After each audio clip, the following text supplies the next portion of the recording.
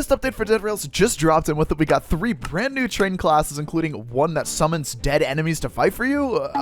Okay. We can also weld things to other welded items, and we even have new horse types. Just what is going on with this update right now? Make sure to let me know your favorite train class in the comment section below, and of course hit that subscribe button so you don't miss a single Dead Rails update. With that said, let's get right into the video. So the changelog is extremely short for this update, but it's not an update that's not impactful. We got 3 brand new train classes. You're now able to jump on trains without flying off. Weekly challenges can now be completed across multiple games. I didn't know it couldn't be. Glass bottles can now be equipped and thrown like Molotovs, so the potion system is about 5% less useless. And now we have something called Horses of the Apocalypse that spawn throughout the desert, and if you claim them, you can use their powers. I have no idea what that means. And probably the most impactful thing that people are going to enjoy is going to be the fact that you can actually weld weldable items to other welded items. So you can basically just build houses now in Dead Rails. That's freaking cool. But let's start first with the new trains that we have here. So we have the passenger train, which looks extremely elegant. I love it, and I was expecting this eventually. We're going to test this out later and see if we can actually sit in the seats too, which would be an incredible change for multiplayer. We've also got the wooden train, which, I mean, this is exactly what I was picturing for a train that would go fast.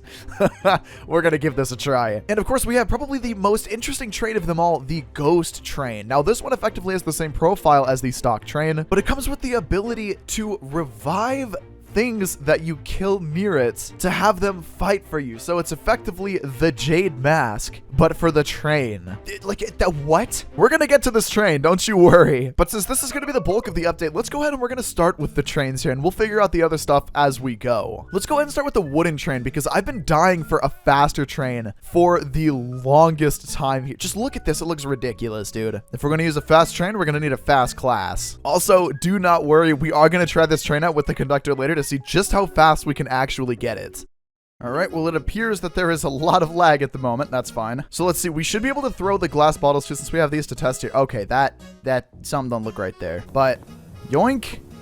I just phased through the wall. Okay, we're going to ignore the potion thing right now. So it looks like they just glued a fireplace onto a wooden platform. And it looks like we also get the ballista for free on this train. I don't know if that's going to be like that permanently or not. We have like a crate that's miniature attached to this. Interesting design choice there. Oh, that's right. Something else about this train that I forgot. It doesn't have like a maximum capacity here. It only goes up to there, so it can only hold up to like what, like 2.5 coal? Interesting. Well, let's see just how fast we can actually get this train going. So by default, the train can go up to 65. So this goes up to 70, just about 75 there. Yeah. And that's without the conductor class. It's got a super fast start and stop, I guess. Stop as well. Yeah. Oh my God, bro. But of course, the downside is that you are extremely exposed on a train like this. So if you're going to be playing this train right here, it might be a good idea to actually play something like the Alamo class so you have the chance to spawn with some armor. You know, I'm not going to lie, I do kind of like how open this train is, honestly. It makes it so much easier to see around me and make sure that I'm not missing anything. I think we should try this train real quick with the conductor. So I'm just going to assume that it goes up to 95 because it looks like it went 10 above before. So now it should go, yeah.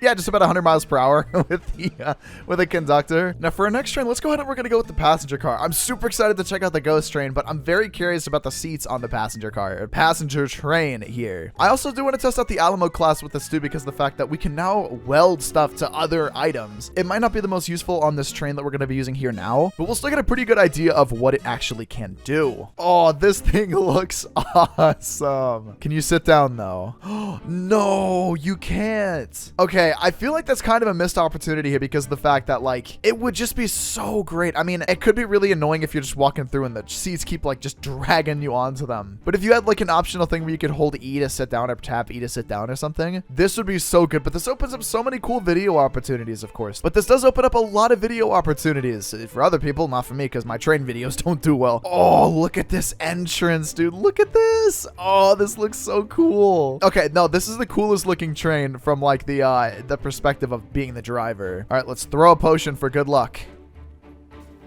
Okay. It looks like it holds, yeah, the same amount of fuel as well, 4 coal to fully fill it up. And I don't imagine that the speed's going to be any different. They didn't say it was going to be any different, so I guess it's not going to be. Yeah, no, 65 miles per hour. But I mean, hey, it is fairly armored, I would say. I mean, the cockpit is a little bit more closed off than like the stock train, other than these huge gaps along the side here. But one of the things I'm curious about, jumping. They were right. Jumping on the train no longer just pulls you straight off. That is going to be an extremely useful bit of, extremely useful update. There's not much else I could say about that.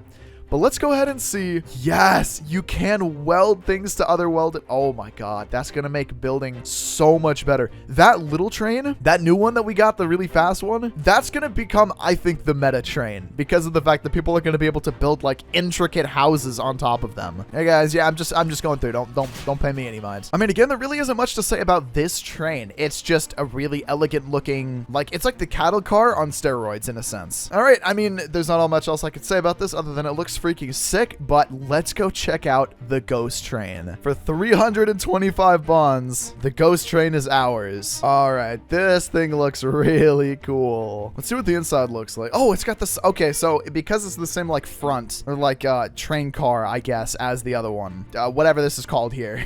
The cabin, I don't know. It's gonna have the same looks. Okay, it's got green fire, bro. We got TF2 scorching flames up in here. Transparent stuff everywhere, dude. Okay, this is cool. But of course, we're gonna have to test out its feature of actually reviving things that die near it. Now, this is either gonna be the coolest thing ever, or it's going to be a complete waste of time. I am noticing that the train car itself is kind of different. It feels really like bumpy. I don't know how else to describe it. Like, you can kind of see it's like jumping up and down as I'm walking. They need to put like a flat part across all this that's like transparent to make it not do that. But we could totally just like, because we can weld stuff to get, that looks horrible. I was trying to go for like a little shed or something, but it doesn't matter. Does it go any faster than the other trains do? I don't think so. No, it just goes 65 like the others. Okay. But let's find like a little town or something here real fast.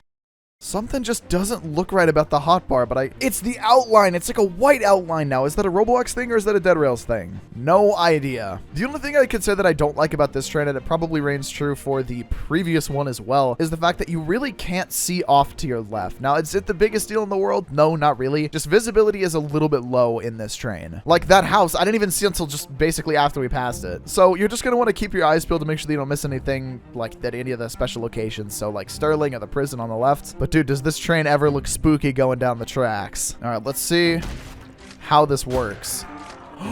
They turn into ghosts and then fight for you. They're kind of getting stuck under the train here. That's not going to be good. That is so sick. I don't exactly know what the radius is going to be for this, but like, it spawned a dynamite zombie?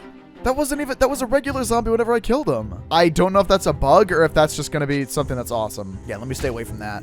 Insane. Get a look at this train during the night though, dude. That is so freaking sick. This is actually going to be the coolest train. Like, everyone is going to want this train. This blows things like the armored train completely out of the water because of the use case for this. Now, there's not a crazy amount else to really say about this update. I do think it's cool. I do think it's interesting, fascinating maybe even, but there's just not a ton of content, which is totally fine because we got some pretty good content out of this, I'd say. But I do want to see real quick if we can find that horse of the apocalypse. See ya.